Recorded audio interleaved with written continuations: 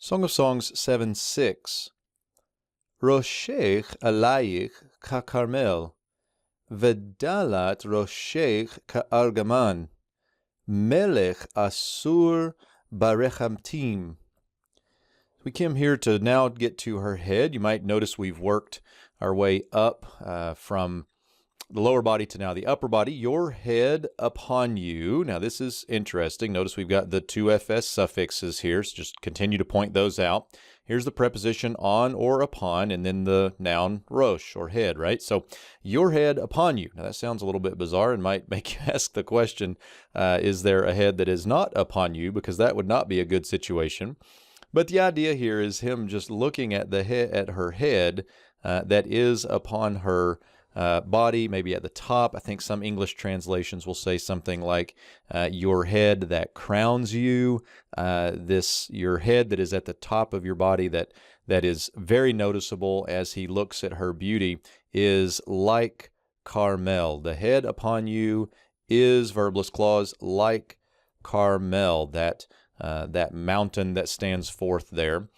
And the hair is what we would have here, but I will come back to that. The hair of your head is, supplying all these little pieces here, is like purple. This would be like a fine purple linen, and this imagery is going to continue here a little bit. So let's go back here to dala, which is a feminine singular construct, in this case dalat.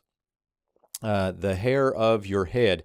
The hair of your head here would be like something like loose threads, we might say, in a woven garment. So loose threads, I think, is how even Halot points that out. But here, related to her head, clearly, there's not loose threads of a garment hanging from her head, but there are loose hairs. So I think sometimes these might be called wispies.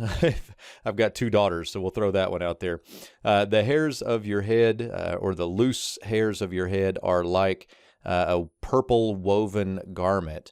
And then we get the mention of the king here. So he now refers to himself. The king is being bound. This is a call passive participle of the root aleph samik resh, to be bound. So the king is being bound in the beams, or in the tresses, you might say.